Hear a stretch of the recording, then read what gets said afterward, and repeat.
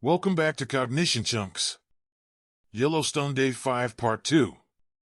When we got back to Mammoth Hotel from hiking Beaver Ponds Trail, there were several elk wandering around the campus. The sound that bull elks make during the rut, mating season, is commonly known as bugling. This bugling serves as a means of communication that has several functions. Attract females. Cows. The bugle is a vocal advertisement to females of the bull elk's presence and readiness to mate. The call can carry over long distances, helping bulls attract cows from afar. Establish dominance. It is also a display of strength and vitality. The frequency, duration, and tone of the bugle can be a sign of the bull's physical fitness and thus can help it establish dominance over other males without the need for physical confrontation. Territorial assertion. By bugling, the bull elk proclaims its territory to rival bulls, warning them to stay away or prepare for a challenge.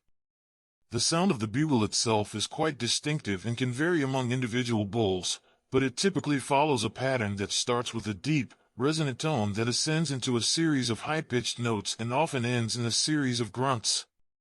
It's one of the most iconic sounds of the American wilderness and can be heard during the fall, which is the peak of the rutting season.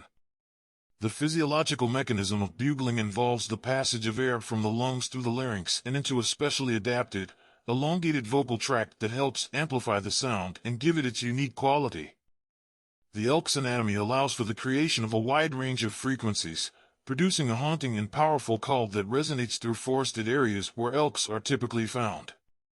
The intensity and frequency of bugling can be influenced by various factors, including the presence of females, the density of the elk population in the area, and the aggressiveness of competing males. The rut is a critical time for elk, and their bugles are a key part of the dramatic, competitive, and reproductive dynamics of this period. In Native American mythology, elk are often regarded as symbols of strength, agility, and freedom. Many tribes have myths that involve elk as spirit animals or totems. For example, in some stories, the elk is considered to be a guide to the spiritual world, leading souls or providing messages from the spirit realm to the living. The Blackfeet tribe hold the elk in high regard, integrating it into their sacred sun dance ceremony, symbolizing life, growth, and prosperity. The wolves of Yellowstone, original disappearance.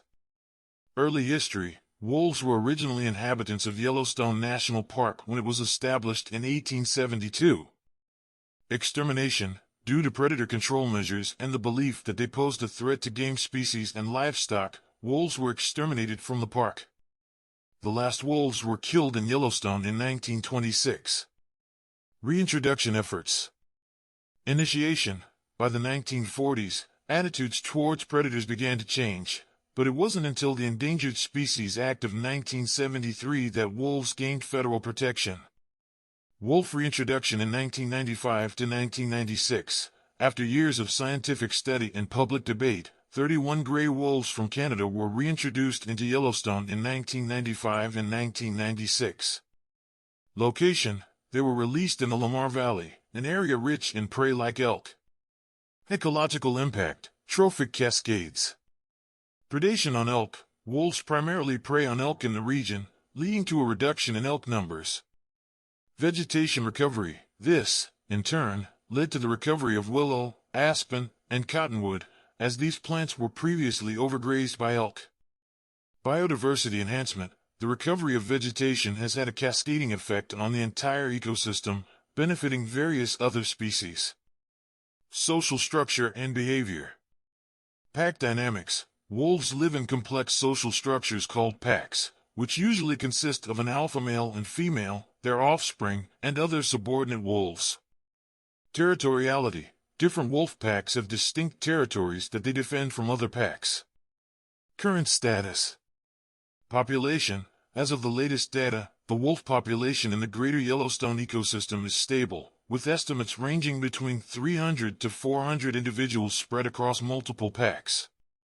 Monitoring. Wolves are tagged with radio collars to monitor their movements, social dynamics, and impacts on the ecosystem. Controversies and challenges. Livestock predation. Wolves sometimes prey on livestock, causing conflicts with local ranchers. Hunting. In areas surrounding Yellowstone, Wolves are sometimes hunted, leading to debates about their legal protection status. Scientific research and educational aspects. Research value. The reintroduction of wolves has provided scientists with a rare opportunity to study what happens when a top predator is returned to an ecosystem. Educational programs. Yellowstone National Park runs educational programs about wolves, aimed at both visitors and the broader public. The reintroduction of wolves to Yellowstone is often cited as one of the most significant and successful acts of wildlife conservation in the U.S. It serves as a living laboratory for scientists and a testament to the resiliency of natural ecosystems when given a chance to recover. However, it also poses ongoing challenges related to human-wildlife coexistence that are far from being fully resolved. The Yellowstone wolves have become a symbol of both the promise and the complexities inherent in large-scale conservation efforts. Their story illustrates the intricate balance of ecological systems and highlights the profound impact that a single species can have on an entire ecosystem. Wolf packs of Yellowstone. Lamar Canyon Pack, one of the park's most famous packs, known for their visibility in the Lamar Valley area. Molly's Pack, known for their large size and for often preying on bison, which is unusual for wolves because of the risk and strength required. Junction Butte Pack, a pack that has been observed frequently by visitors and researchers alike, often seen in the northern range of the park. Wapiti Lake Pack, named after the region they inhabit, this pack has been part of significant research into wolf behavior and ecology. Druid Peak Pack, historically one of the most famous and heavily studied packs, although it has since dissipated. Thank you for joining us for another CognitionChunks episode. Please like and subscribe.